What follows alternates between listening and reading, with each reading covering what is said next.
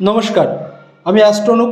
আজকে আপনাদের জানাবো যে হাতে কোন রেখা আপনার আত্মীয় সম্পর্ক খারাপ করতে পারে, অথবা কোন রেখা থাকলে আপনি ভীষণ আবেগপ্রবণ, আপনার পিতৃভূমি ছাড়াও আপনার অন্য কোথাও অন্যত্র বাড়ি হতে পারে। আমি সেই বিষয় নিয়ে আলোচনা করব।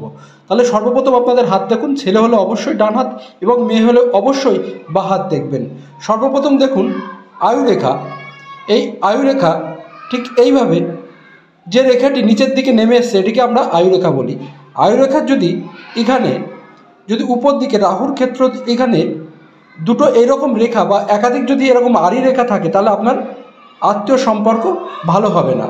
এবং যদি আপনার শুক্রের ক্ষেত্রে এইভাবে একাধিক যদি আড়ি রেখা থাকে তাহলে আপনি ভীষণ আবেগপ্রবণ, এবং এই রেখা থাকলে আপনার পিতৃগৃহ ছাড়া অন্যত্র আপনার বাড়ি হতে পারে।